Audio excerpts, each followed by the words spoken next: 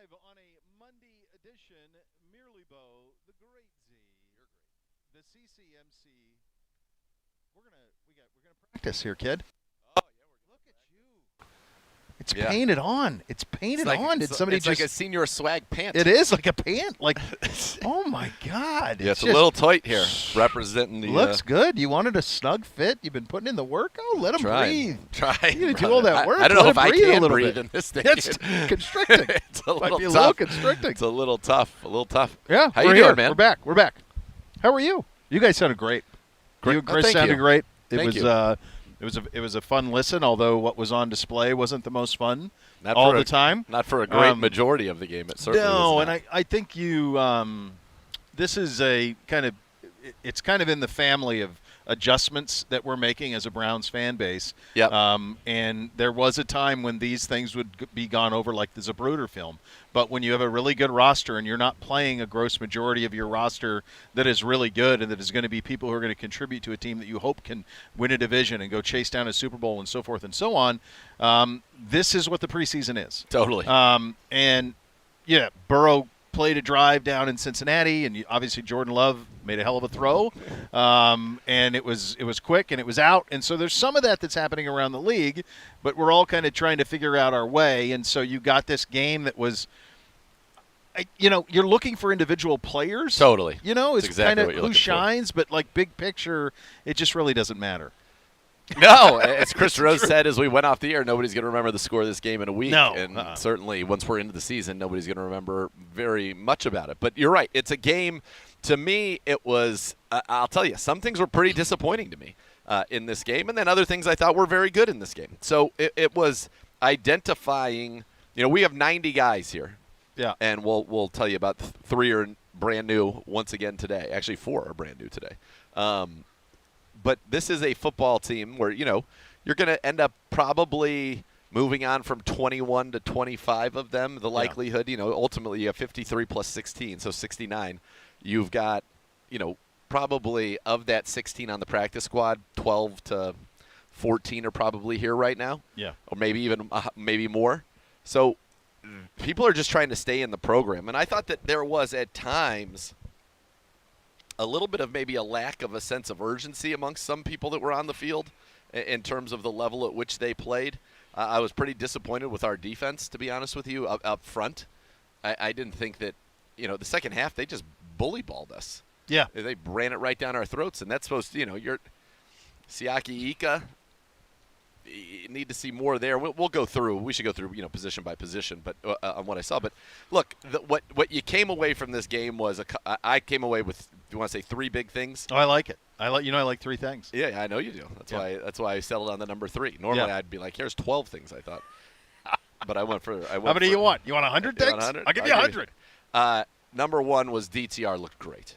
Yes. And I have been a big DTR fan for a long time. I thought he looked fantastic. And I think the Browns are in a situation with their 4 quarterbacks. And I think people need to kind of think about this. And I said this on the broadcast. But I think the ideal scenario for the Cleveland Browns is that, Tyler Huntley has a nice preseason and somebody in the NFL says, hey, we'll throw you a 5th, 6th, 7th rounder for Snoop Huntley. Because you got to understand, you've got Deshaun, you've got Jameis. That's your 1 and 2. DTR would not, if you cut DTR, he will not be a Cleveland Brown. And so you'd have to be okay with that because he would get picked up immediately on waivers. The other part of it is, down the line, you still have DTR for 3 years, this year included, and then 2 more, 25 and 26, on his rookie contract.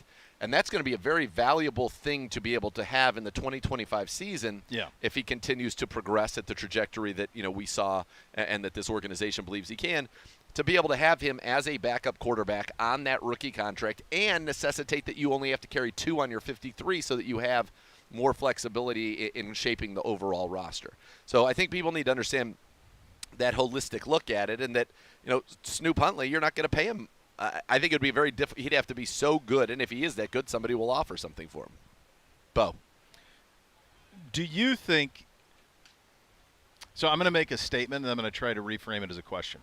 I like it. I think that you're up to the task, by the way. I think we'll see. I get a lot of balls in the air this morning. All right.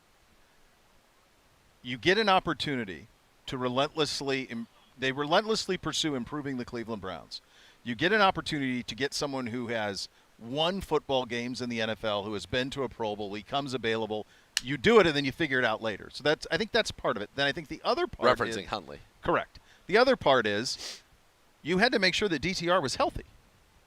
It was a significant hip injury. So, to me,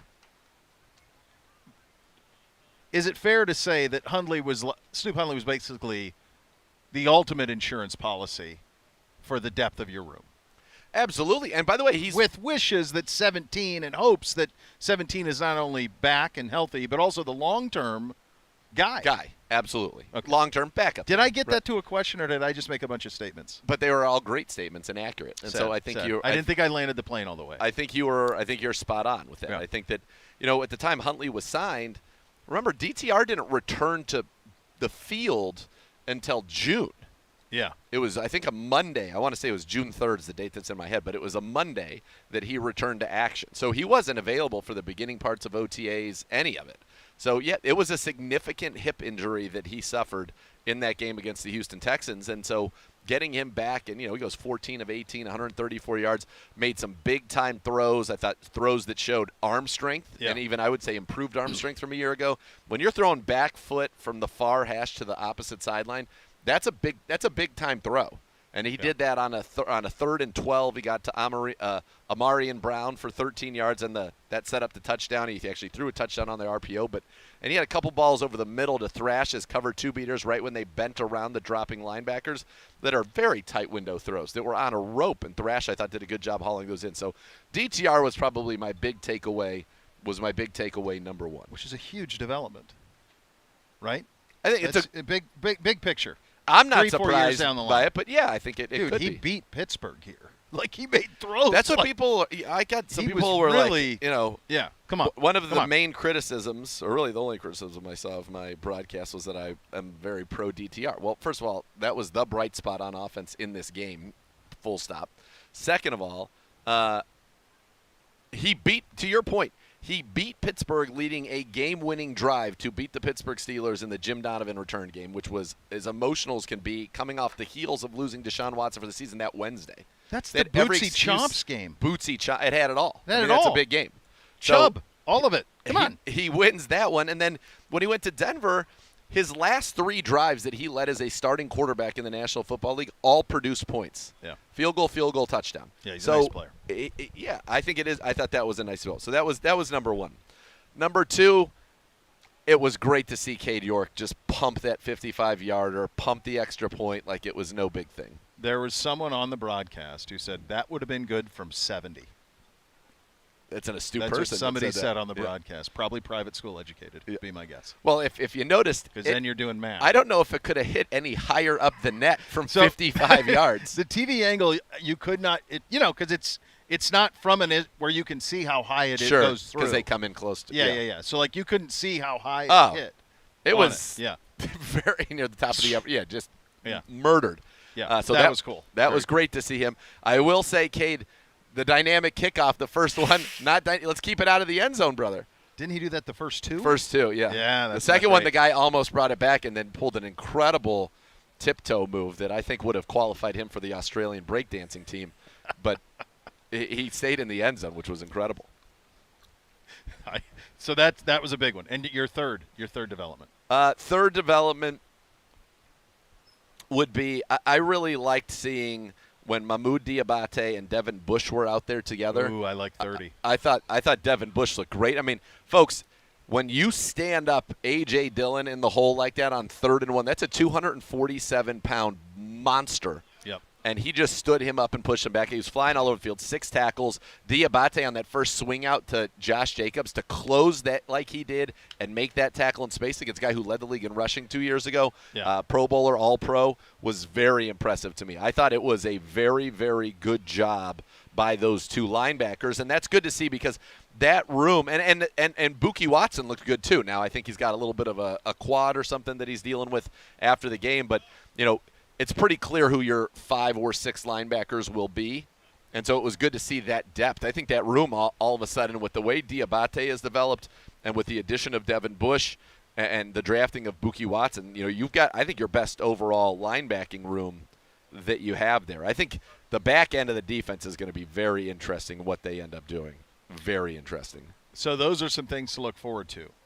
In terms of things that disappointed, I mean, it's early with Rocket Hickman right away. You love him, but he gets hurt on the play. But like, he had the big busts in the Houston game in the postseason. He flashed where you thought, oh, he's so capable.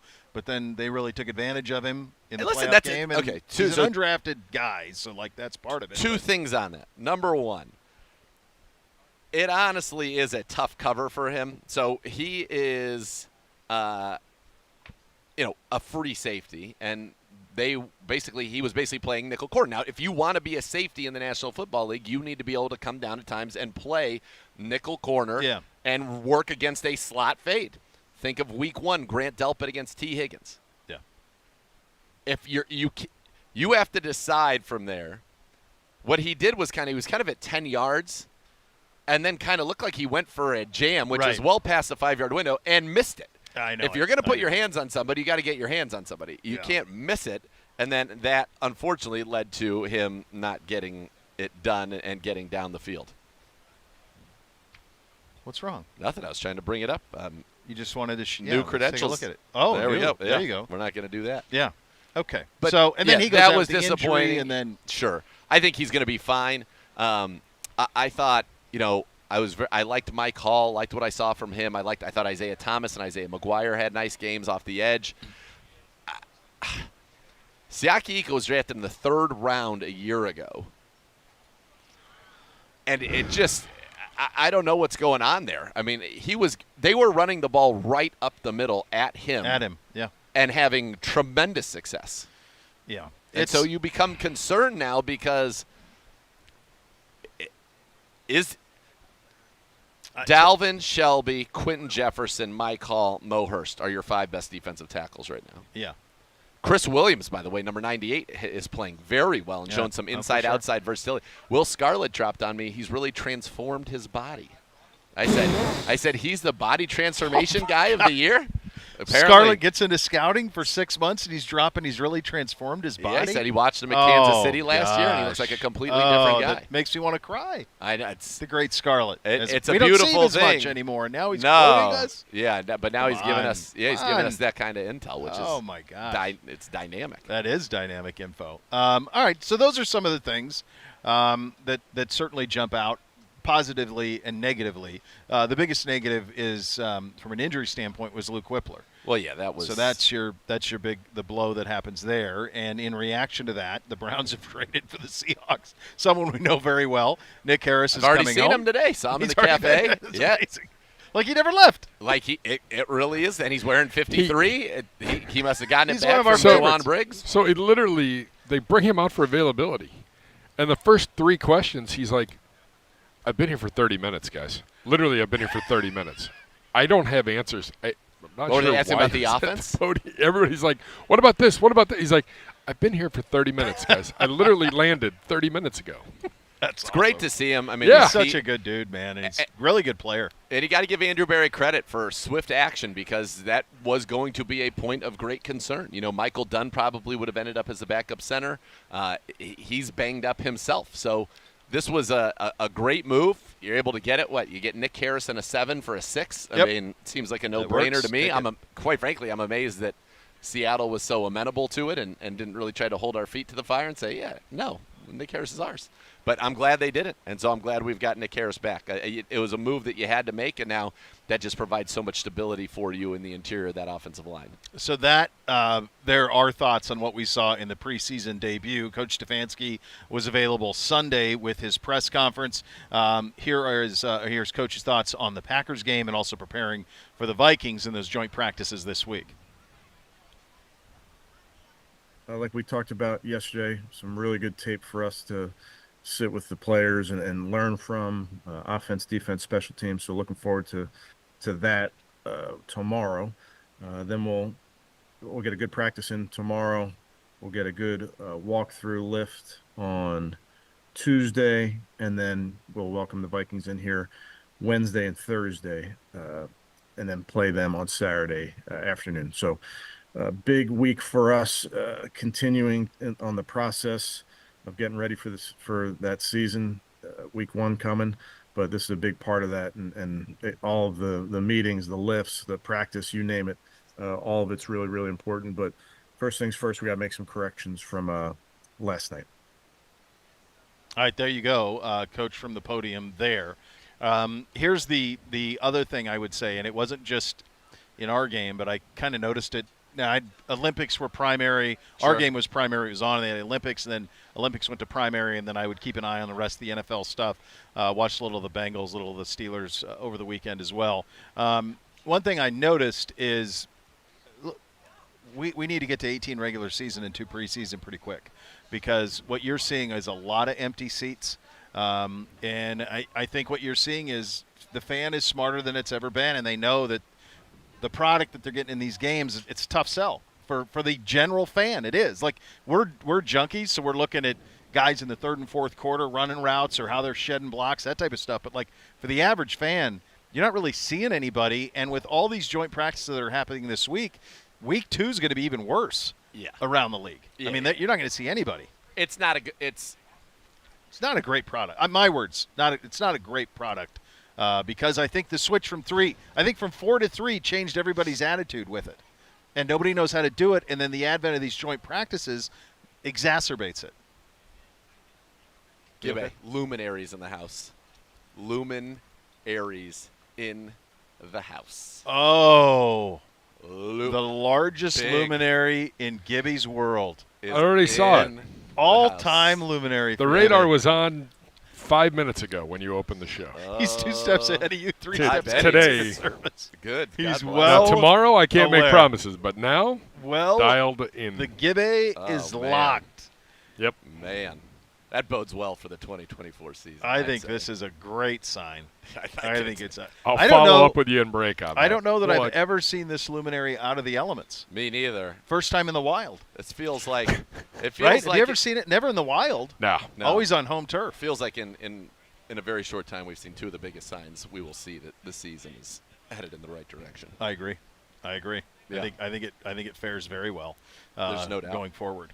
So it seemed like what the people who played the ones, what they were hoping was what the Packers got out of Jordan Love. Like, Yeah, let's get it. Let's get him the 65-yard heck out of touchdown. here. Cincinnati did the same thing with Burrow. He went 5 of 7, threw a touchdown to T. Higgins, and then that was it. We're Perfect. done. So that was perfect, and we'll see you maybe in the last one, maybe not. Who knows? Here's the other thing. Let's not forget that, last year the Steelers played their ones and Kenny Pickett had a perfect preseason, and then they didn't get a first down in their first game against the 49ers.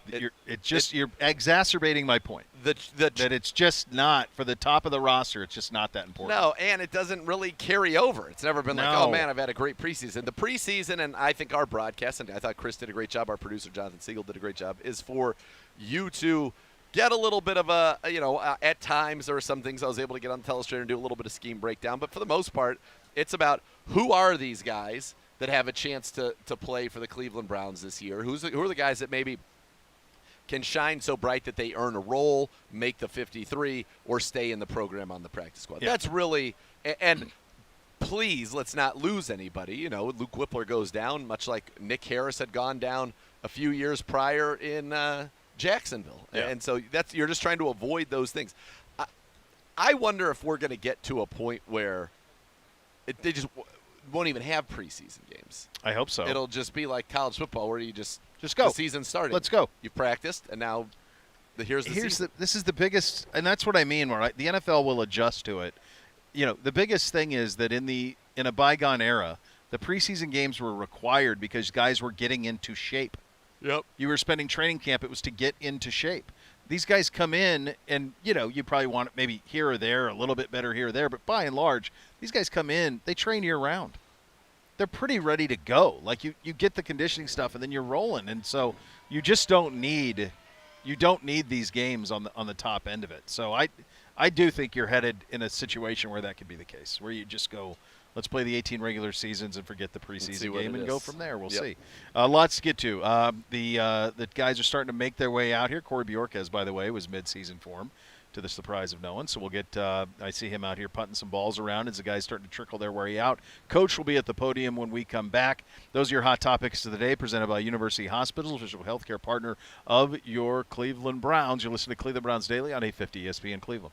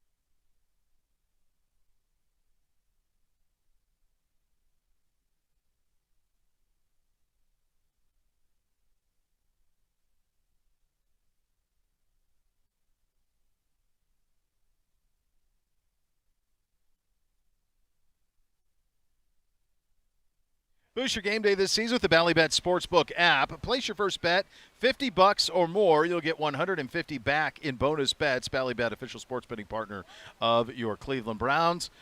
We are awaiting Coach, or did he sneak up there when I wasn't looking? Is he on his route? No, he is not here. All right. I see everyone is kind of scrambling.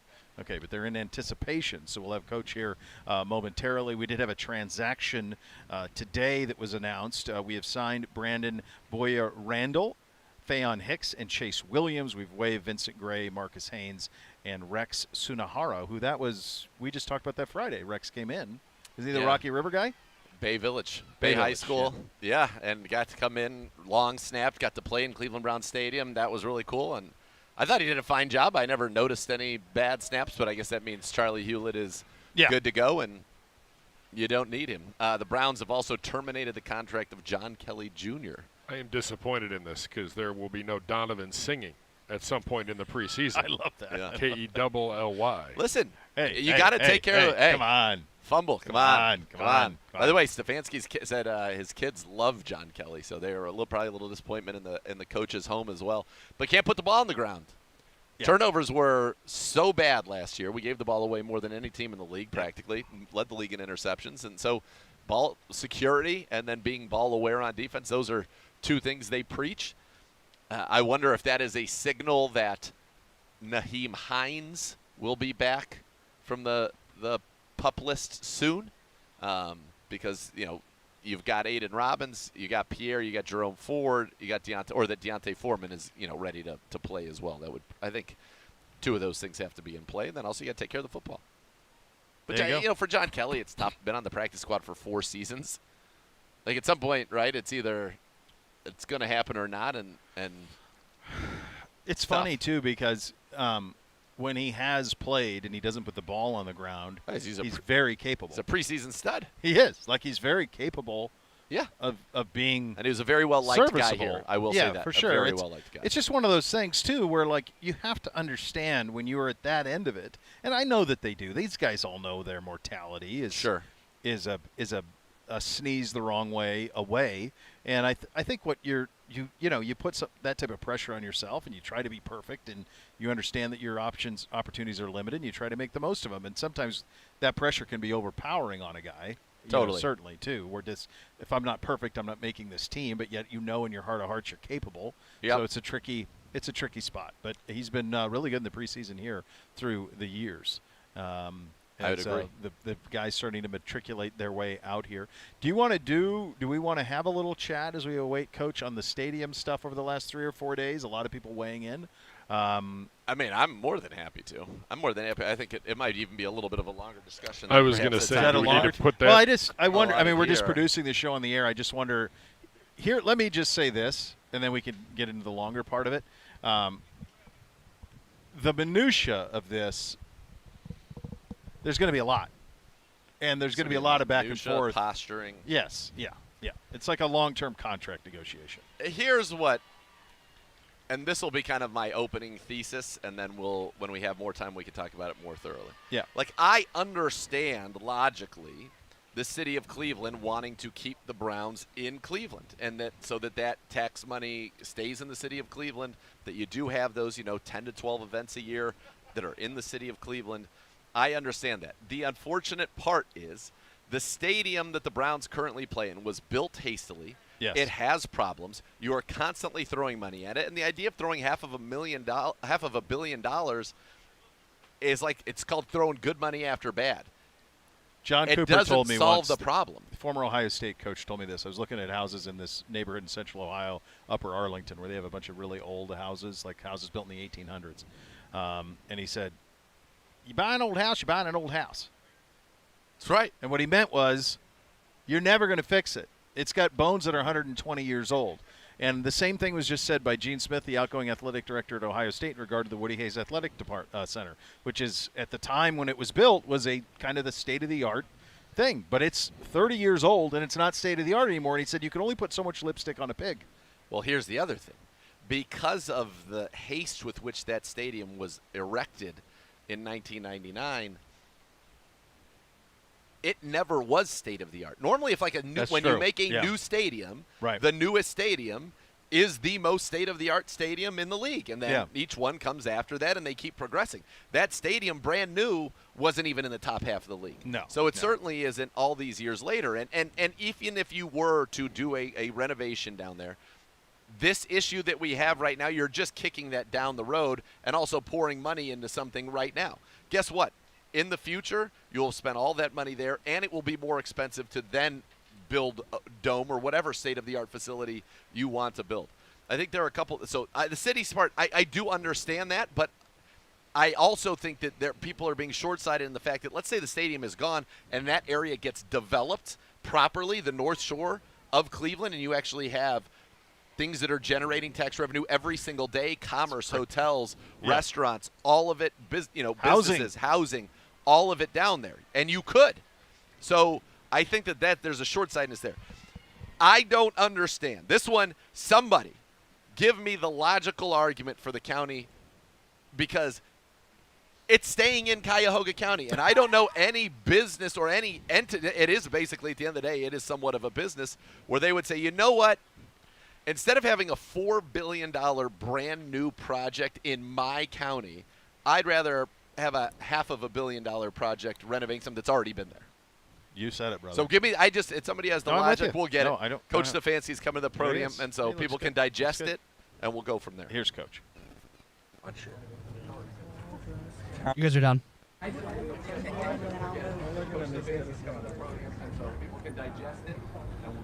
Okay, guys. Rainbow Day out here, which, UH is a great, great partner of ours. They give us great care, and what they're doing here is raising awareness for their Rainbow pediatric division. So we have some caregivers out here, some patients, some families, so we'll make a special note of them today. But with that, I'll take any questions. Having Nick back, what does it mean? One, just to have Nick back in the building, and obviously, how much does he help Sure. there where you guys kind of have a deficiency right Well, now? good to see him.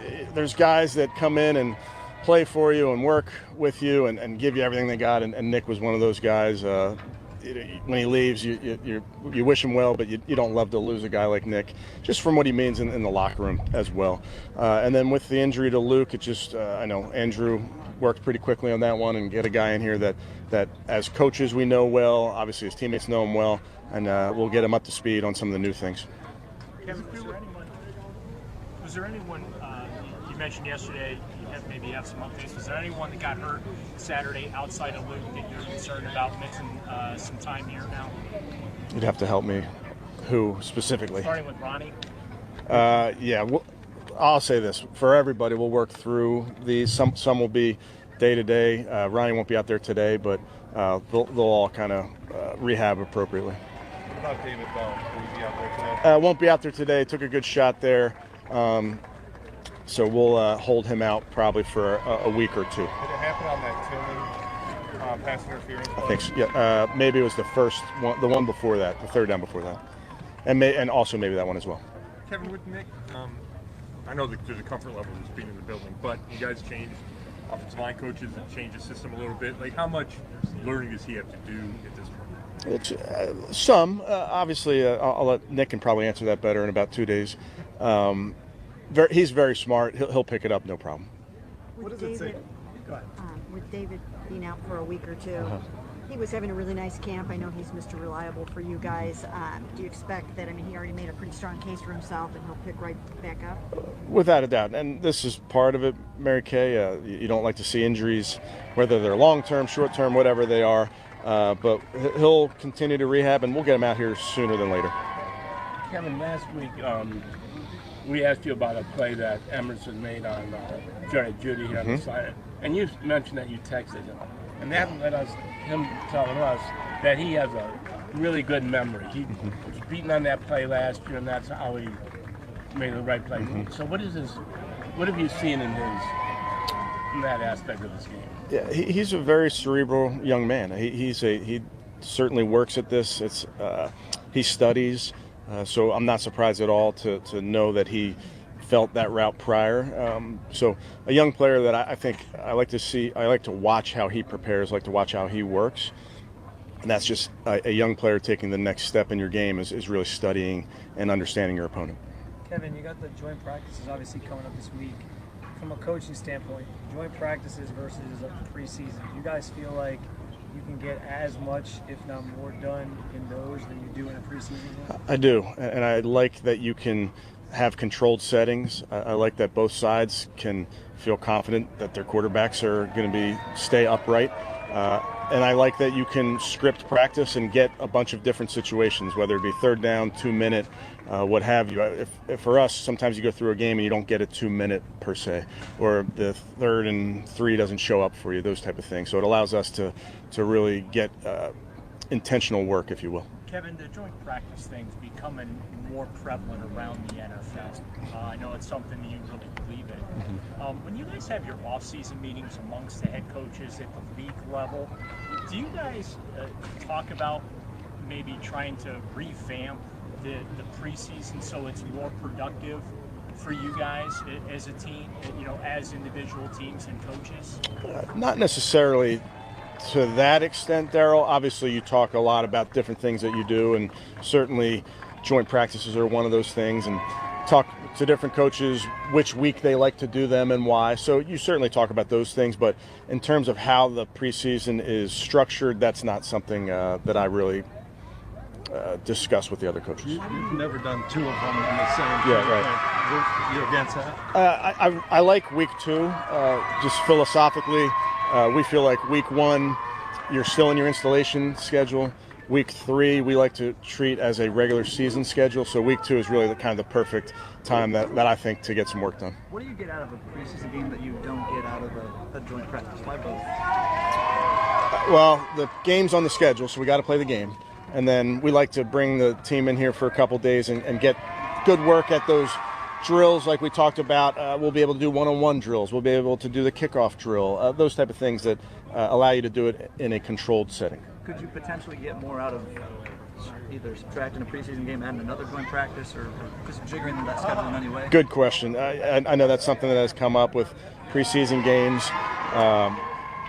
We've, obviously I can think back to when it was 4 games back in the day, and we had 4 last year, so we'll adjust to whatever the league puts out there. Don't you need the games for the younger players that don't get the reps? I think you do, and I also think it's important that their resume gets out there. We can't keep every player, although I would love to. So the tape is your resume, and a lot of those guys go out there and put on put great tape out there, and it might turn into a job somewhere else if we don't have a spot for them. Jordan, talk about playing the Vikings scheme, and it's different than yours. Like, are there specific, or what are the specific things that will benefit you by having whatever they do? Yeah, Coach Flores does a great job on their defensive side, so it'll be very different from our front. And then Coach is known for a lot of pressure, which we need a lot of work at that, so that'd be great. And then different personnel, certainly the outside linebackers, more standing up than our 4 down. And then on the offensive side, Coach O'Connell and Wes Phillips do a great job with a bunch of different schemes that are very difficult. We share some DNA in what they do offensively, but they also do some really interesting things in the pass game and the run game. Sean hasn't had his full receiving target so far this camp. Do you expect him to have everyone out there for? I know you said he's going to get the majority of the reps. Yeah, I think it's trending that way. Yeah, guys are getting better. It's all part of it. Jordan Hicks, I know he played for the Vikings. You expect him back today, this week? I'd say he's week to week. Yeah. Kevin, Anthony Bell hasn't practiced at all yet. Do you have an update on him? No update other than he's rehabbing and doing well. Coach, what about Tommy Reese makes him a good addition to this coaching staff? I'm sorry, one more time? What about Tommy Reese makes him a good addition to this coaching staff? Yeah, Tommy's doing a great job. Tommy and I, we really met a few years back through a mutual friend. Tommy came up and visited with us, talked shop, if you will. And then with this season, he was a free agent, and he was available, and we were able to bring him up here. And he's been in the NFL before. He's with the Chargers a while back when they were the San Diego Chargers, I believe. But I think it's good to have him at this level. I think he's provides a ton of input to our offensive staff and is doing a nice job at the tight ends. Is John Kelly somebody that you could see coming back here, or would the fumble loom large? Oh, no, potentially. Yeah, injuries are really tough right now, and trying to find spots where we can get some healthy bodies, and that's what it is. But, yeah, potentially could come back. Obviously very familiar with the Vikings organization. Has there been any friendly banter back and forth between you and them? There really hasn't. I'm excited to see some of the people that are there and throughout the organization, but I think both sides have been kind of busy. Any thoughts on Game 3? How many guys you'll play yet?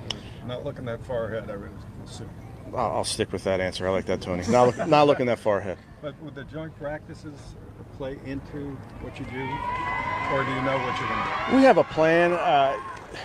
We've been pretty consistent with what we've done over the years, give or take a few players, give or take a few reps and those type of things. So we have a plan. I think it's important to see how you come out of the practice this week before you really make the final say on what you're going to do in that last week. Can you share if you will play Deshaun in that third and final? Yeah, that's the plan. Yep. Okay, thanks, guys. Thank you.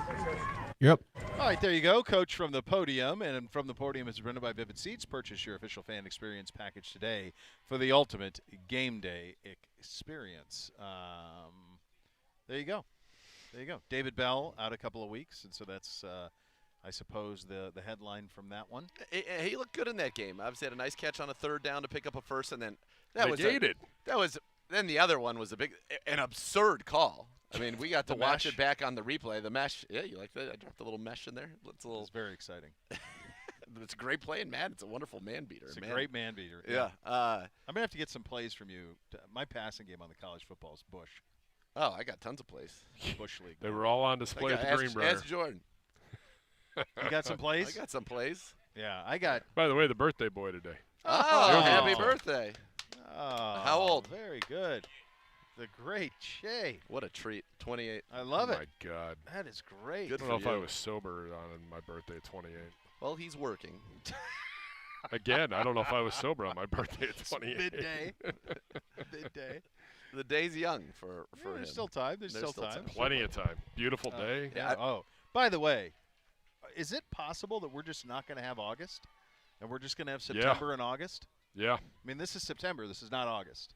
I'm fine with it. I love it. I'm done with the 75 mugginess. and 81 and breezy and it's great. Sunny, like it's heaven. Yeah, but it's normally September, so it makes me a little worrisome about what could be coming in October. Global warming, brother. We're going to be fine through mid-October. Easy.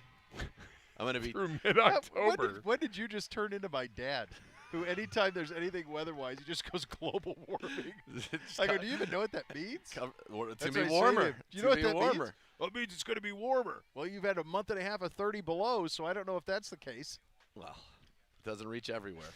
You see, it's the core that's getting warmer, and it's causing meteorologists that have all sorts of variables. By the way, that's we had what's a nice happening. meteor shower. Somebody told me it's between 3 and 6 a.m. is if you want to see it. So I could do the 6 a.m. That's my go time anyway. So it'd be fine. Fine to work that out. Anything else jump out to you with Coach there? So, not really. I mean, we're not getting definitive timelines on anything, so it's more kind of a look and see. As I said, I think David Bell's had a good camp. I think he's put himself in a position to make this team, as the fifth receiver, and I think Jamari Thrash has looked really nice. Amarian Brown, 87, I think, has put himself in a position to stay on the practice squad. Landers has done the same, though didn't get many opportunities in that game. No. He was not out there much.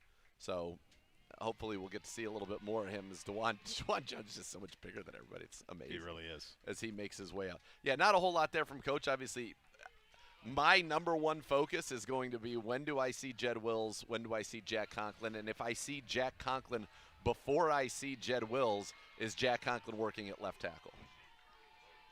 One of the things that I would think yes. I haven't noticed I noticed on various platforms this notion of like that Dewan Jones is taking advantage of an opportunity. No. He's the starting right tackle. He's the best tackle we have. He's the best tackle we have. He is a guy that can be a perennial Pro Bowler. He can be the most dominant pass-blocking tackle in the National Football League. I mean, that's who he is, full stop. I mean, you talk to guys who have been great. The Hoff is great. Joel Bitonio is great, and I got to talk to Joel earlier about it. If Dewan can stay healthy and has the right mindset to, and all indications are that he does, to apply himself and, get the absolute most out of his talent, that we're talking about somebody who could be in Canton. I mean, that's really kind of what they think of him from his talent standpoint, and obviously the size that he has.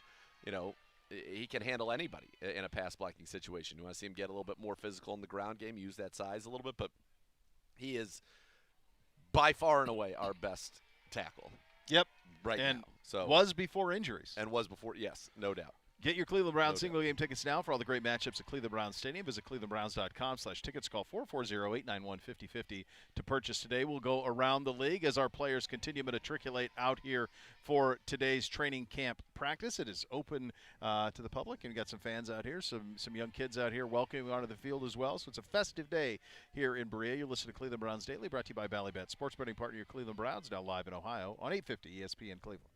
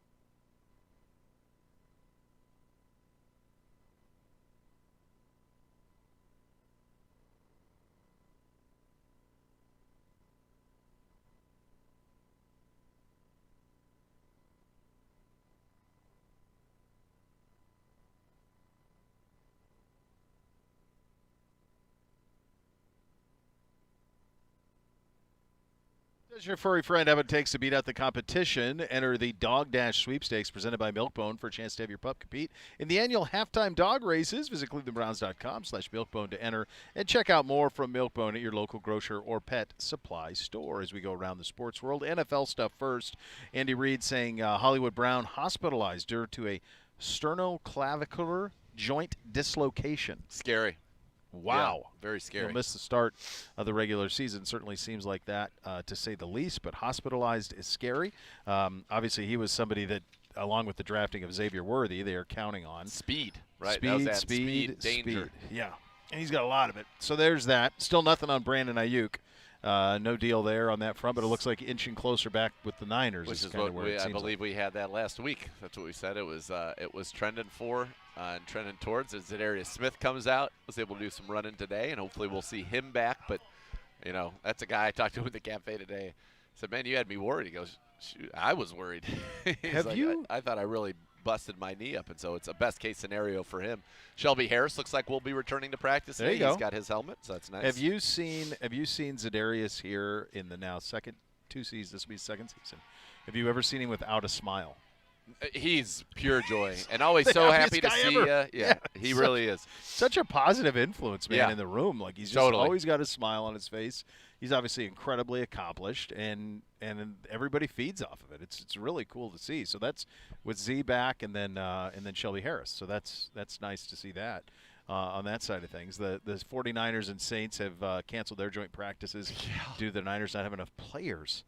The 49ers have 23 players that are unable to practice due to injury or contract situation. Jeez. Yeah, I was talking with Chris Rose during the broadcast, not on the air, but when we were just kind of hanging out, and he had just been up at Niners camp. He goes, they're banged up. Yeah. Really banged up. And clearly got to the point, no joint practices are over. Now, this is just the way my brain works. Yeah. You have 23 guys out. Having another team is helpful. Good point. You can actually do stuff. You can actually do stuff. Yeah, that's true. I guess probably just from the standpoint of their back end of their roster wouldn't get much out of it. Well, the back ends of the roster really don't get a whole lot out of joint practices anyway. Well, that's true. It's a very good point out of you. We did have 5 Colts players wear the Guardian cap in the preseason game on Sunday. Jonathan Taylor, who I did see wearing it, he would not comment on wearing the cap in the future, just wanted to try the extra padding. Listen, I'm fearful that this is what it's going to be. I don't think look, there are certain helmets that already you can wear in practice and not have to wear the Guardian cap for those positions. My guess is this is just going to be to guide everyone into those helmets. They've made a huge there's huge a specific helmet that's out there that does that same thing. The technology JOK wears it. I want to say Thornhill wears it. Okay. You'll see there are a few people on our defense that won't have Guardian caps because they have that helmet. They have the technology. And that allows them. Yeah, so I think that's where you're going to end up. Helmets are way too important. Yeah. Well, it looks like Jerry Judy's going to practice today, coming out with his helmet, so that's good to see. Boy, that's the first time we've seen that in a minute. What was it, last Monday the last time he practiced? Or Sunday? A week ago Yeah, Sunday? last Monday. Or Sunday. It was Sunday. Yeah, the deep ball Sunday. He looked so good. Helmets are so important to the identity of a team. I agree, man. And to football, all of it. And even though Jonathan Taylor had a Guardian cap that had the logo on it and all, it just he looked like the Great Gazoo. I agree. I agree with you on that. This is pretty remarkable what Michigan's doing on a non-NFL side. They're bringing Jim Harbaugh back for their opener. So he was given a 4-year show cause and a 1-year suspension by the NCAA. Yep. And you almost have to respect Michigan. We're just saying, yeah, so what? We're going to bring him back and honor him. So great. They won the national title. Honor him. So absolutely. Great. So great. Not necessarily a fan of everything they did, but love the chestiness. I think that's very, very good. Micah Parsons spotted getting some reps at running back at Cowboys training camp. I can't imagine what are they doing. That would happen. How about wide receivers since CeeDee Lamb's not playing? Jerry stumbled all over himself with that, right? Yep. I mean, first he was like, I'm not in any hurry to do that, and then tried to cover that up and then ended up back with the same thing, like he actually wasn't in a hurry. So they're a bit of a mess down there. We were curious about who would produce the Netflix games, the Christmas games for Netflix. CBS will produce those. We thought that they would farm that out, and so they will. They'll farm it out to CBS. Now, I don't know if that'll mean Nance is on the call or. I think that's all. There's a lot of ambiguity around that now. I don't know that that is something that is protected as it used to be. I mean, Herb Street's on the Amazon call, so I don't know. You guys were at our game, obviously, so you did not get a chance to watch the basketball game live. I did not, but I did watch. You have it on? I did watch the highlights. I read an awesome article at The Ringer as well. Steph Curry was simply sensational, and I mean, really. Steph, LeBron, and Durant are the reasons that the United States has the gold, and those are your three oldest guys. 39, 36, 35. And likely none will play in L.A. I don't know. Durant was the only one that was non-committal. Steph said he even was done, and LeBron basically said he was done. He was done. I believe LeBron when I see it. Like, if he's still bouncing around at 43, could I see him playing in L.A.? Good. Here's the thing that was – so I watched it live, and our game was, so I had a dual screen. It was thrilling, quite honestly. It was thrilling because France was game for it. They were game for it. Yeah. It wasn't as dangerous as the Serbia game when Serbia's up 17. So it wasn't like you were chasing it or anything like that. Far from it. Like they were always in control, either up 2 or 3, or sometimes they'd go down 2. But I was always, there was never a point where you thought, I never thought France was going to win it. But the thing that was most amazing to me was, amongst the greatest of greats, they just let Steph cook. They let him cook in the semifinal against Serbia, and then they let him cook in the final against France, and they basically just got out of his way. And the 4-3 over 2 of them was one of them is Wembanyama. One of the guys on the double is Wembanyama. That's 7-4. It's as good a 3 as you've ever seen him hit. By the way, he's going to be very difficult to deal with. He's going to be a problem. He also should switch to 32 because it looks much cooler on him than 1. When you're 7'4", 1 looks kind of crazy. Yeah. Like 32 looks a lot cooler. Agreed. But it was the idea that that LeBron. I mean, anyone who would think like, is LeBron a top 10 player in the NBA? Most people would probably say, no, probably not anymore. I don't know. Looked like it to me. Yeah. Looked like a top 10 player in the league to me. And it was him, and it was Durant, and it was Steph. It was Devin Booker, who you have to give a lot of credit to. Like, he bird dogged. He just played D. He just went tenacious D. Love him. He just picked up full court and said, "I'm going to play." The guy scored 70 in an NBA game, and he's like, "I'm just going to just be a defender, shoot 60% from the field." And basically, that's what he did, right? And I thought he's played more defense, I think, in the Olympics than maybe he has in his entire NBA career combined, in terms of just solely focusing on that. It was a tremendous performance by him, and you need that at internet. You need role players like that, and certainly they got it there, but.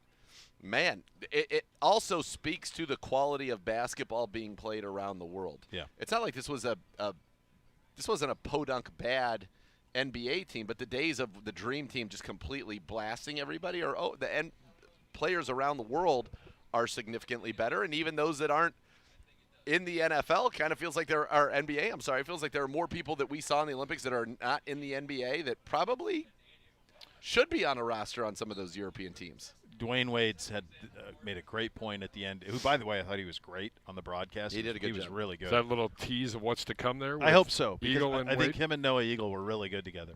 Noah sounds so much like his dad. It's insane. I just feel like I'm listening to his dad. So it's like I can't tell the difference at all. But you're watching, and so they go to Wade. It's Strico and Wade at the end, and Dwayne says, "Just stop with the 92 stuff. The rest of the world has gotten a lot better." Yes. And it's right. He said there were 68 NBA players in the Olympics. 68. So compare that to 92, where there were 20. Right. 20. R12, Marshallonis, Kukoc, Raja, Petrovic. Like, there aren't many. Weren't many. Yeah. Now there were 68 NBA players. And to your point, this is the other part of it. It's not just the NBA players. It's those European leagues have gotten so much stronger. Oh, yeah. And the difference between a guy who's over here playing in the league and a guy who's averaging 18 a game in Europe is next to nothing. Well, it's right there. It's a margin so thin. It used to be that if you were a good player who would have been, a bench role guy in the NBA, and you decided, you know what, I want to just go over to Europe and be a king, Yeah. be the MVP of the league, Yeah. make a lot of money, Yep. live a great life. People could do that. Not anymore. No. I mean, who's the last American who's like, I'm going to go play in Europe and dominate? I haven't. No, I mean, usually been a what long happens, time. it's like it's the second team All Big Ten players. It's those guys who end up over there, and some of them are really good players, but no, the dominate, it's not there, and it's. No. I mean, everybody on Serbia could shoot, everybody on France could shoot, like everyone can play. The sport has just come a long way since 1992. Now what they need to do is, if you are players 13, 14, and 15, you go play in the 3-on-3 tournament for the Olympics. Yeah, go give me something to watch me a on that. break. Yeah, you can't. Or have get that. rid of that altogether. Yeah, that's Or just get rid of it. Just get rid of it. I don't know. It looked like I was watching a game, and I would be Who won besmirching the people that play up in Olmsted Falls on the outdoor courts. Yeah. Like, I'd rather I'd see them before I'd watch what I watched for some of those. Yeah, that was. I don't know. It'd be like if you. I guess what would it be like if you were playing like if soccer. So if there's an Olympic gold medal in soccer, but then there's also like an Olympic gold medal for like indoor soccer, like futsal. Yeah. Like, well, wait a second. Isn't that just kind of the same variation of the same game? Well, it's kind of rugby. What are we with doing? The rugby sevens. I mean, I guess. Yeah, they like have a lot rugby of these, sevens. I guess there's but there isn't rugby and rugby sevens. There's only rugby Is there sevens. only rugby sevens? Yeah, there's one. That's it. Why wouldn't you play real rugby in the Olympics? I don't know. It's a big sport. It is a big sport. Big. Huge. Big is the word of the day, I think, my friend. Man. All right. You'll hear from Tommy Reese at the podium. We'll continue to paint the picture. The guy's going through some light calisthenics now as they're starting to get warmed up. A little special team stuff happening here in front of us as well. We'll continue to paint the pictures. You listen to Cleveland Browns Daily, brought to you by Valley Bet, sports betting partner of Cleveland Browns, now live in Ohio on 850 ESPN Cleveland.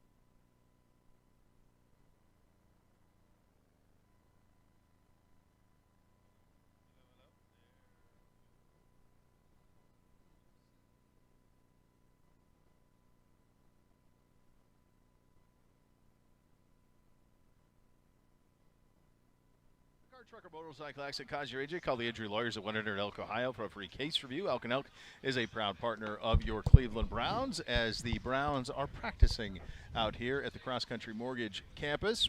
Z, just set the table in terms of who we see, who is back, who we're still waiting on here early on as we're trying to see who's here and who's not. Yeah, we're still waiting on a lot of people, honestly, on this football team. People that have, been banged up for a while. We haven't seen, Jordan Hicks. We have not seen Tony Fields in a while. I was taking a look out there, seeing JOK is out there, so that's good. That's one of your 3 starting linebackers. And again, we mentioned Mahmoud Diabate, and I thought Devin Bush both had very solid games. On the line, I do not see either of the tackles, Jed Wills or Jack Conklin. I'm trying to look to see if there's an area where they're set up, kind of doing the exercises. But I think that stuff's all done inside now with this new facility. Yeah. And so I don't see anybody out here in that regard. I do see Nick Harris out there wearing number 53 again. We're going into the individual periods. Looks like Deontay Foreman is full go again in practice. That's good. Jerry Jeudy is full go, it looks today, which is good to see as well. But yeah, for the most part, you're still waiting. You got Shelby Harris back, we mentioned on the D-line, but Za'Darius is probably going to miss, all of this week's work, and then hopefully he'll get him back next week and get him some reps up there against the Seattle Seahawks in the preseason finale, where Coach Stefanski said, Deshaun will play, and if Deshaun's playing, that means the starters are playing. Oh, I missed that. So he is that's happened. So that Seattle game is going to.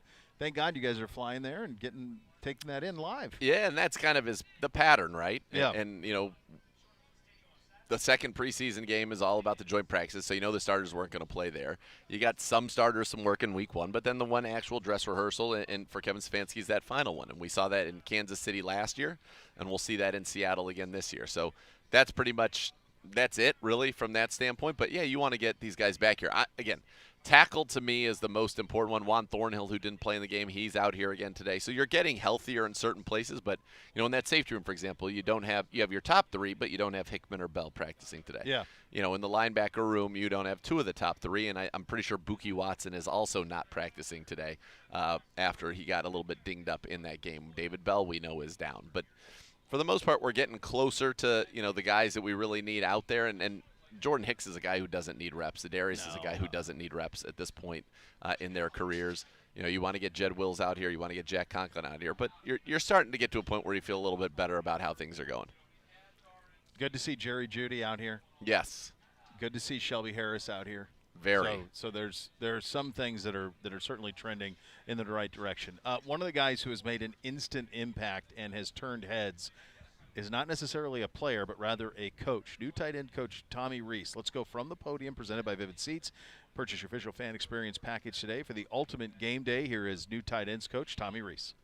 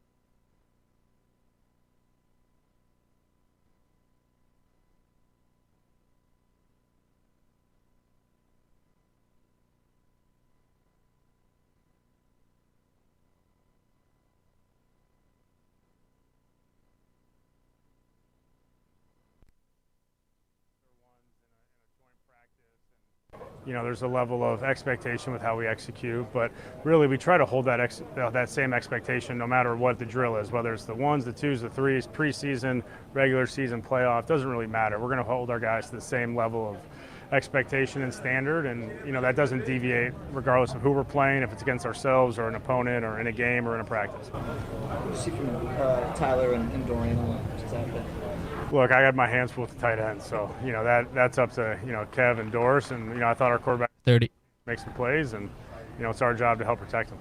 How have you kind of, like from your perspective, witnessed that partnership between Cam and Kevin work so far this year? Yeah, I think it's been really positive. Two really bright offensive minds, obviously, and seeing them work together and have cohesion in what they want the offense to look like and 10 feel like, and there's constant communication between the two of them and then down to the staff. So it's really been a great partnership, and expect it to continue to be that way moving forward. You're up.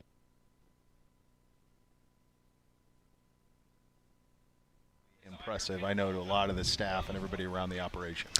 Yeah, and I think he's a guy that a lot of people think will be an offensive coordinator here in the National Football League before not too long. One little update as well for the Browns is that David Njoku is not out at practice today for a personal reason, but will be back with the team shortly. And jeez, I mean, God, that too. I mean, there's a lot going on here. There is a lot going on. Swag is just ready. Absolutely. But he's not the only one. All right. Coming up next, we'll continue to paint the pictures here at training camp practice at the Cross Country Mortgage Campus. Our guys starting to get through. Good to see Jerry Judy just running some routes around, fully uniformed up and ready to go. Z mentioned Chief not in the mix on that side of things. We'll continue to get you updated on what's happening there. Coming up next, we will go one-on-one with Ethan Posick. You listen to Cleveland Browns Daily on 850 ESPN Cleveland.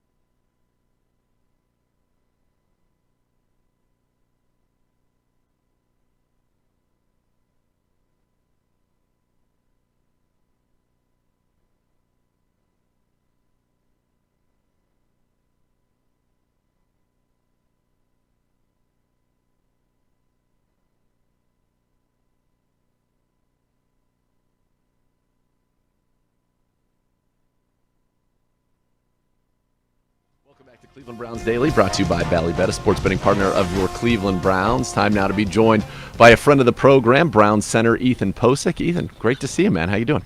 I'm doing good, man. Thanks for having me. How'd it feel to get out there and play a little football? Man, it felt good. It's always good to put the pads on, put the the real jersey on, and we've been going against each other for I don't even know how many weeks now. So it's just good to go out there and play a game. You look to your right, very familiar. Wyatt Teller, DeJuan Jones. You look to your left, not as familiar. James Hudson out there, you're familiar, but Rexy was Javion Cohen. How did the young guy do next to you? Yeah, he's got a lot of potential, man. I think he did great. Him and Zach, are two really good guards. Javion's so strong, and he's got a really good feel for the game. Obviously everybody has stuff to improve on, but I thought he did really well. How comfortable are you now going into this season? Third year as the starter. You've been phenomenal each of the last 2 years, and it feels like you've just found that home here and have been so good for this football team. Well, I appreciate it. I think, you never get comfortable because as an O-lineman, the game is changing, every year, and people are doing new techniques, and there's new schemes and new stuff like that. So, I would never say I feel comfortable, but I think I feel comfortable not feeling comfortable, if that makes good sense. It makes total sense. And I didn't mean in the sense that you were complacent, but just that you found a football home. You were rewarded with a nice deal last year, and you got that kind of the continuity of you in between, Joel and Wyatt, which is very nice. This offense, though, some new wrinkles and some new things for the offensive linemen to do in some of the RPO game, and we saw that, making sure you're not downfield too far, all that. How's that been as an adjustment, some new things in the offense for you? Man, it's good, man. Like I said, the game is changing, so, if you don't adapt, you can, quote unquote, if you don't adapt, you die. So it's fun, man. New techniques, new coaches, so we got to, adapt to the new techniques and stuff, and so that's a challenge, of course. But I think, everyone is responding positively to the challenge. A lot of familiar faces across you in these practices, but some new ones as well. Mike Hall, Quentin Jefferson. Yeah. What are you seeing from some of those new guys? And you guys get good work out here. That's a good offensive line against a very good defensive line. Yeah, so I play with Q in Seattle. Man, Q's a pro, man. He's super intelligent, super smart, great hands. And then Mike Hall, man, he's got so much potential, man. Great get off. Great hands for a rookie. Great hands. So, yeah, it's fun. It's fun to battle with those guys for sure. In your room, obviously, some bad news coming out of the game. There was one significant injury, and unfortunately Luke Whippler went down with that. And it's one of those plays where I'm amazed it doesn't happen more, and thank God it doesn't to offensive linemen, or just the play from behind got onto his leg. And that's, I'm sure, what you're always worried about in those kind of situations. But Luke was having such a good year and start to his year coming into his second season. I know that's got to be so tough, and you guys have dealt with so many injuries in that room already. Yeah, it's tough. Especially like a fellow center, that's someone I can always go and talk to. Hey, what'd you see here? What'd you see there? Or someone who can help me and I help them. And smart, tough kid, man. So I think he'll come back even stronger. They didn't wait to act very long. Another familiar face is back, Nick Harris. I just saw him walking around here earlier today. Nick Harris comes back, and so that's a guy obviously you worked with, and when he was injured, that gave you the opportunity. You have not looked back, and now to get you two back together again. Was it nice to see a familiar face come in there and another vet that you understand how he sees the game and he understands how you see it? Yeah, he's great, man. I love Nick. On and off the field, such a good dude off the field. And another one of those guys, when he's out there or I'm out there or whatever, we're always watching each other. Hey, what did you see here? What did you see there? What did the defense do? So, man, high football IQ player, quick, man. So, yeah, I love having Nick.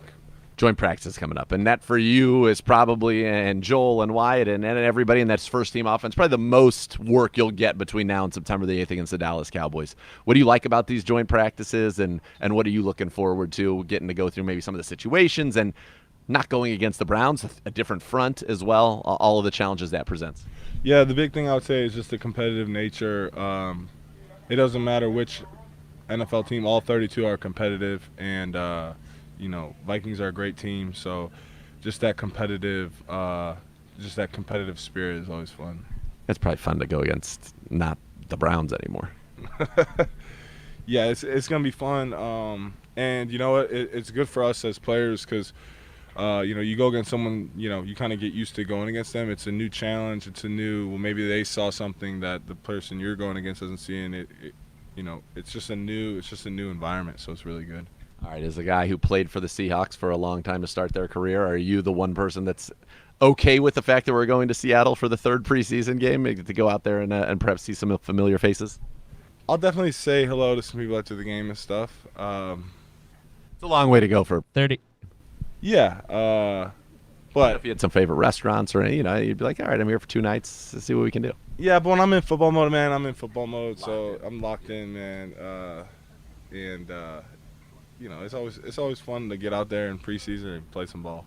Absolutely, Ethan. Always a 10. Too, man. Excited for the season and should be a fun one. We got it's a darn good football team. A lot of excitement when we get ready for September Day. Thanks for the time and best of luck. Thank you. I appreciate it. Good job. All right, there you go. Z and Mr. Posick watching our guys do some warming up from the little bit of one-on-ones, corners versus receivers. Deshaun hit Amari down the sideline for a pretty ball, and, of course, anything in the vicinity of Amari's hands gets caught. That's right. So he went down and got it, kind of got down low and got it, and then kept running. So getting some guys work out a little bit, spin the ball down the field.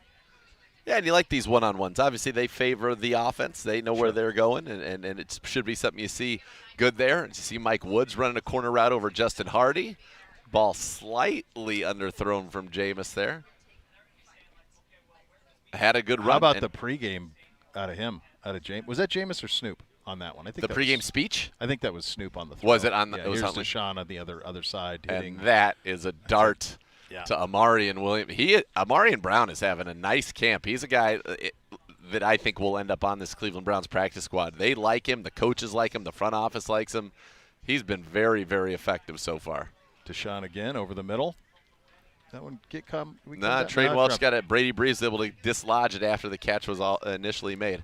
All right, we got Deshaun again. We got Jamari Thrash right now working on Grant Delpit. And, oh, man, Jamari Thrash can run routes. Little C route ran there. A route there. Yeah, that was a little C route on the outside. Got Delpit. Thrash looked very good. 3 catches, 43 yards. Caught all 3 of his targets. And I love that Delpit's doing this. Delpit's putting himself in cornerback situations. He wants to be known as the best man safety in the NFL. Yeah. Landers they just kind of threw it out there to him. That was an interesting one-on-one. We have so many guys on this roster as we're watching this, and it was against MJ Emerson on that one. And we have so many guys on this roster who just really have a thirst to get better. Yep. And really want to challenge themselves in these practices. Jeez. Gosh, that was slick. That's a heck of a ball, a heck of a catch. Elijah Moore. I'm going to tell you something else. Denzel Ward, helmets off. Pretty damn good coverage. Great coverage. 21. But that tells you what a good ball that was. Elijah Moore, strong hands, man. Strong hands to make that play. That was a tremendous catch because Denzel, there's no separation. There is no window. He put it and he caught it, and Denzel was all over it. Jordan Akins just ran a nice route there. We saw him have a 22-yard catch in the preseason game. This offense suits him better. This is a guy who was an outfielder drafted in the major leagues. Yeah. And was a wide receiver and a kick returner in college. Nice catch by James Prochet off of the deflection from Cam Mitchell. Cam Mitchell's not having that. No, that's got to be our ball. But Akins was he's a wide receiver. And last year we didn't feature the second tight end much. He now in some of these 11 personnel concepts, he's going to be able to make some big plays. I'm excited to see. I think Akins will look much more like the guy that was in Houston who had, he's not going to have 500 yards like he did down there, but an opportunity to make a few more plays as a pass catcher this year, which I think will be good for him. Yeah, this is some really good stuff that we're getting. It's right in front of us. It's quarterbacks throwing. It's one-on-ones. So that was the final rep there, and that was for push-ups. Jerry Jeudy on Tony Brown, and Tony Brown was able to knock that ball away. So from Jerry Jeudy. Push-ups for the offense because of the breakup there. Yep. All right, there you go. We'll continue to paint the picture here in Berea. Training camp ongoing at the Cross Country Mortgage campus. More good stuff to describe for you. Many more great things to describe for you. OBM, the preferred provider of copiers and document services, your Cleveland Browns. They'll tackle any size office. That number is 216-485-2000 or visit ohiobusinessmachines.com for more. Get some thoughts from Coach on the joint practices coming up with the Vikings. In addition to that, continue to paint the pictures here in Berea. You listen to Cleveland Browns Daily on 850 ESPN Cleveland.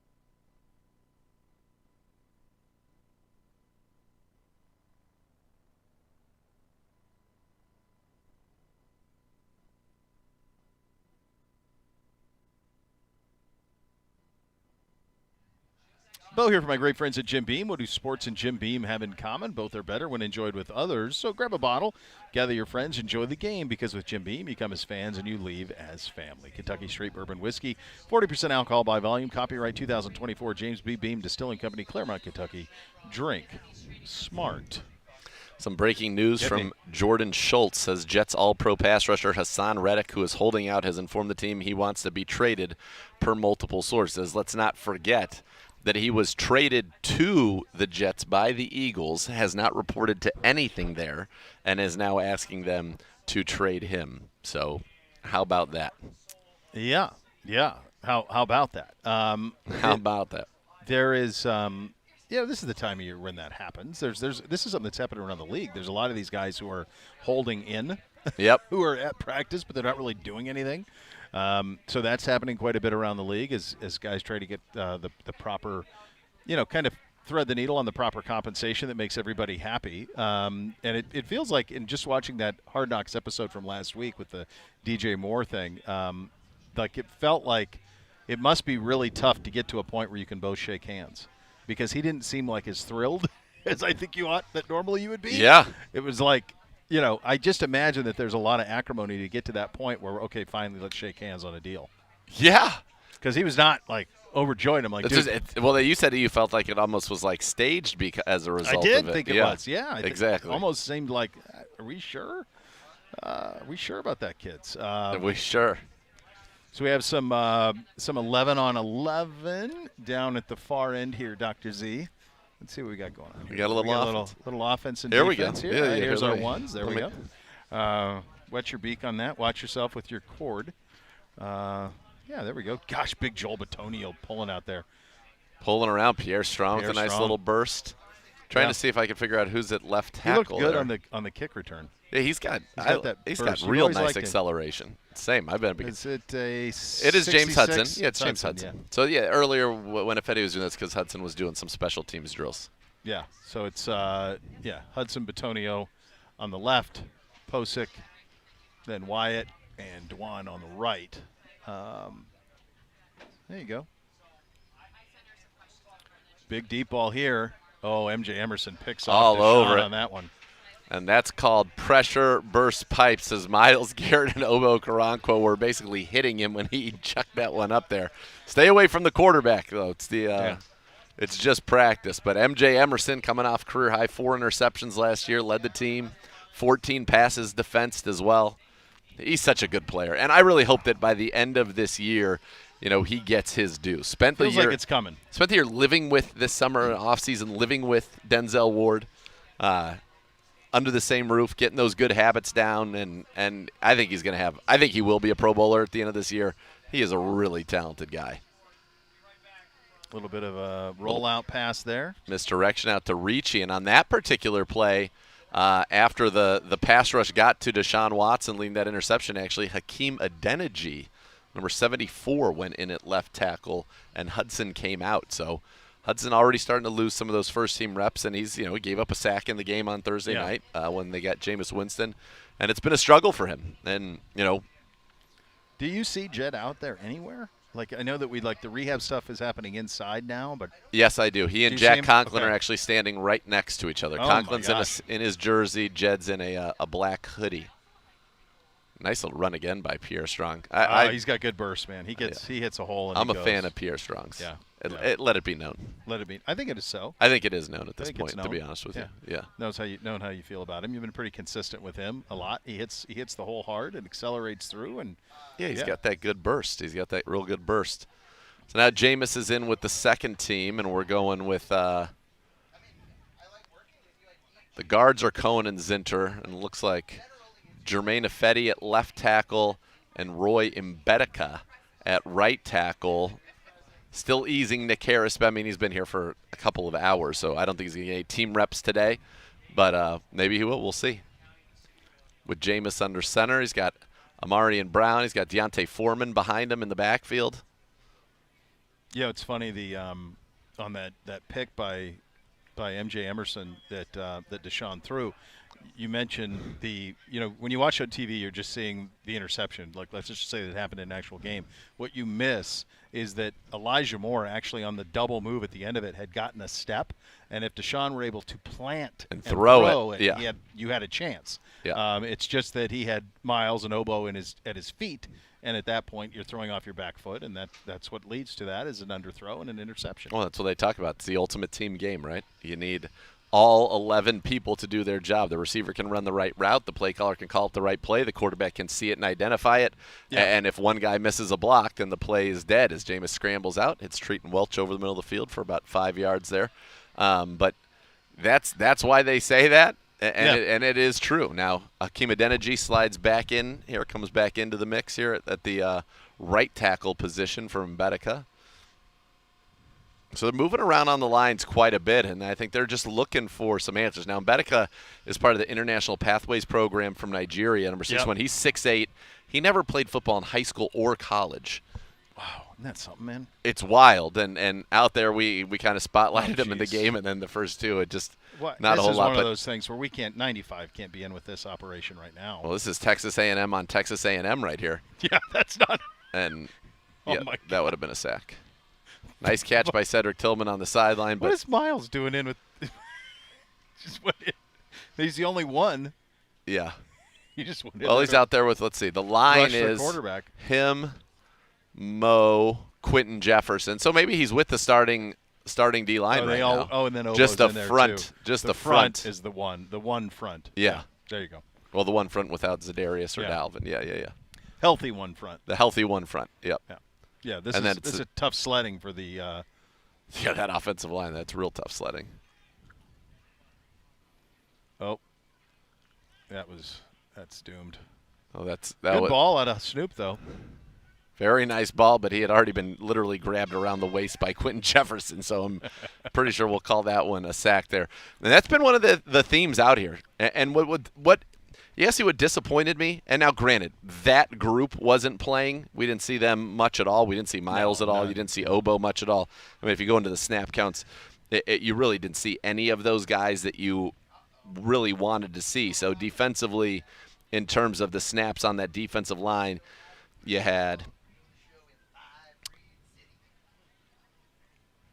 Maurice Hurst had 6, Quentin Jefferson had 6, Alex Wright had 6, and Obo Okaranko had 6 snaps. Yeah. So you didn't see the guys that you're expecting to be able to make some big plays. You know, you did see Mike Hall. Siaki Ika, he struggled a little bit. We noted that. Nice ball there from Deshaun Watson into some traffic to Cedric Tillman. But I was very disappointed by our second and third team defensive lines. Really, in this case, our third and I guess fourth team defensive lines. Yeah, but we're supposed to have that great depth there, and you know, some of these guys are playing for their NFL lives. I thought Chris Williams looked really good. Sam Kamara made a few nice plays, but you know, Siaki Ika is getting to the point where you're starting to get concerned. Well, he's the one. You know, you talked about him a little bit earlier, and I think that when you look at a draft class, obviously you want everything to be a hit. But Ika goes in the 3rd round, and in the 4th is DeJuan Jones in the same draft. Yeah. So if you average in the 3rd or 4th round, one of them being a Pro Bowl level, then you're on to something. Now, it would be wildly disappointing. And I think Tillman's going to be a good player. Sure. It'd be wildly disappointing if Siaki Ika, for example, didn't make this team as a 3rd-round pick. That would be a stunning thing. But that's very much in play because we didn't see much out of him at all last year. And what we did see, we weren't crazy about. And then now you have this slow start to the season this year as well. And the fact that you're being run at. Well, he was basically, of anybody who played 10 snaps or more in this game, he was the lowest graded Brown on defense at Pro Football Focus. Now, that's not, again, the coach's grading, but, you know, he just has been out there, and he's kind of been invisible in terms of making plays. And this is a guy who was, you know, dominant in the Big 12, first team all Big 12. He would have sacks, he'd win pass rushes, and it just has not yet manifested here in the National Football League with the Browns. Quick ball out, quick again to Amari on a little stick route. You like that? Deshaun's in a nice rhythm today, and really it's the pressure. If you think about the interception here and then the one last week that Devin Bush ended up getting where linebacker coach Jason Tarver told me Devin Bush and Mahmoud Diabate did such a great job communicating throughout that play, and Bush got that pick, is that, you know, when the pressure, that's what leads to turnovers. And so that's why I think this team is so concerned about getting that left tackle position shored up and hope we can get those guys back quickly, because that goes from being a potentially big play offensively to a turnover, and it's because of a breakdown in protection. One thing on Amari, a lot was made on Friday about his Instagram post. It's funny, that's in the eye of the translator. Yeah. So the way I read it was, bring Brandon. I'd love to have him join me. It's the Could way be, I read it. It's the way I read it. Or it could have had absolutely nothing to do with That too. anything, and he That knows too. that if I say that, it's going to get a rise But out he's of a lot not of that people. type of guy. He doesn't seek out No, attention. but that's why I don't think he would have said that in a negative way. That's why I'm saying. That's what Yeah. I'm saying. It's either, hell yeah, bring him here, man. Like, if it could work, well, we'd love to have him. I'll welcome him with open arms. Sure. Or also it could have nothing to do with anything, which Right. is also the play as well. And this is the world we live in now with social media, where something like that gets aggregated 50 times by midnight on Friday. Listen, the only person we'd know for sure is Kevin Durant. He'd come on there and tell us, or at least his burner would tell us what he was actually thinking. Kevin Durant, yeah. He certainly he's got rabbit ears. They're certainly in play there. I mean, he was battling with people with like 12 followers. Yeah. I haven't dealt with. I've long changed my social media strategy. Big deep ball for Jameis. Underthrew it though. Underthrown and picked by Miles Harden, and that was underthrown by a lot. Yeah, 4 or 5 Amari and yards. Brown had a step there, and Miles Harden. So, a couple of picks for the D here today. Yeah, that was usually Jameis is on point. I was going to say he's been throwing the deep balls very well here in camp, but that one certainly didn't quite get enough of that one. And it was a pick there. And this D is obviously very good, and I think they were a little maligned in that game against the Green Bay Packers. You got to be tighter. Obviously, in the coverage, you can't have that breakdown. That was a 3rd and long, too, on the ball there from Jordan Love to Dontavian Wicks. But how about Green Bay? They've just got drafted. They don't have anybody on their team who's been in the league more than 3 years at the wide receiver position. I mean, all of their pass catchers. Little drop there, Zaire Mitchell-Payton, and one of the things that he's been working on, those hands. Got to catch the football. It's amazing. Like you say to yourself, it's August 12th, and then August 12th feels like, my God, it's really August 12th. But then you realize how long you still have before you play a game. Like how many more practices? 2 more games, joint practices, and then the mini break after the game out in Seattle. So there's still so much football, so much practice to be done before we play a game that counts. Yeah, that's what they call these the dog days of summer, right? I mean, with training camp, it just feels like sometimes that it just goes on and on and on. Nice catch by Mike Woods. He's had a really nice camp. 6th-round pick a couple of years ago out of Oklahoma. Tears his Achilles, misses the entire 23 season, battled his way back. He's got good size, 6'2". I like him. I think there's a good chance Mike Woods stays here in this program. I mean, I think if you're keeping 6 receivers, it's pretty obvious at this point who those 6 will be, but you're going to have an opportunity, I think, to keep a couple guys on this practice squad. And, you can't be mad if you cut somebody and he gets signed to somebody else's 53. You got to be happy about that as an organization, happy for the player. But, yeah, I think he's looked pretty good. Snoop Huntley looking, rolling. Gets it to Landers late. That was probably, if you were playing as a kid, that would have been about the 3 Mississippis would have been well. Yeah, up that's done by the time it's that probably ball looking at sack on was that thrown. front. Yeah. So just so everybody understands, there are no lines of scrimmage here. No, so this is perimeter guys and that's and 7 on quarterbacks. 7. So 7 on 7 minus no running backs and. You can get a running back out there. Running back, Yeah. get some no lines. LBs as well, but just no lines of scrimmage on that side of things. In that period, just wrapped up. You mentioned that we were having joint practices upcoming with Minnesota. They will be here on Wednesday. Coach Stefanski was available earlier and had this to say about the upcoming joint practices. These practices versus another opponent. We do it in week 2. We've hosted the Eagles. We've gone to the Eagles. We've hosted the Giants. Now hosting the Vikings. It's an important part of training camp.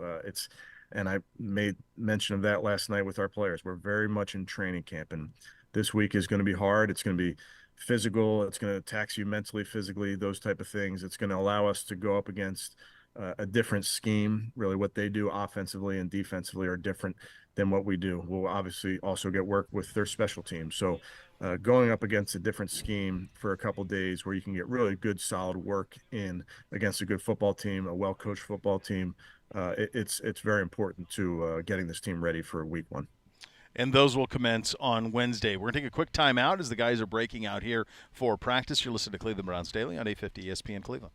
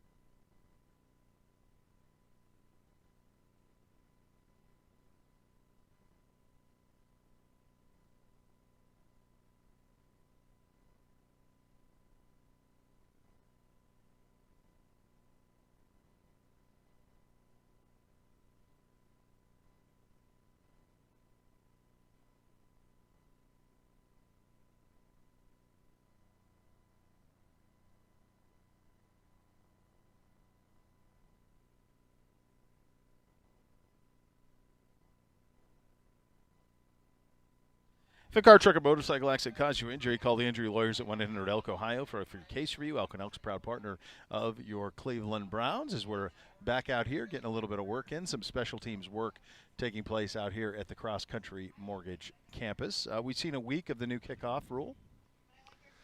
And we haven't seen anything yet. I think where you're going to either see, I think regular season is when that rule and some of the returns are really going to get ramped up. I think there will be one or two to the house around league-wide in week one, but it could end up being that pretty soon thereafter they're going to just start putting it back into the end zone and saying take it at the 30. The Browns had a couple of returns, to the 36, 38, and it didn't really look like – it's not like they were, oh, man, they almost broke it. Normally in an old-school kickoff, if you get to the 38 – it looked like he had one or two guys to beat, and that was just kind of the return, and that's where they were able to push the line of scrimmage to get there to about that spot on the field. I'll tell you something that I think even in watching our game that people didn't realize how punitive it was to kick it out of the end zone. And it's going to be hard because guys have been taught to kick it out of the end zone for a long time, like no return, kick it out of the end zone. And now you have to place it in that return zone, or it's pretty punitive. So I think that is something that will, in addition to like the home run hitters that come off of this, the other part that's going to be fascinating is the realization of how dangerous it is, or how punitive it is to not kick it into that return zone. Right, yeah, to be out at the 30, and my guess is next year it'll be the 35, You know, if Yeah, they're just gonna keep- I agree. until people just stop. There will be no touchbacks. That's I think what they really ultimately that's what they want. And we could end up being the 40 because right now the penalty, if it does not land if it lands, let's say at the 21, it goes to the 40, same Right. as the kickoff out of bounds. Yeah, that's the way that goes here.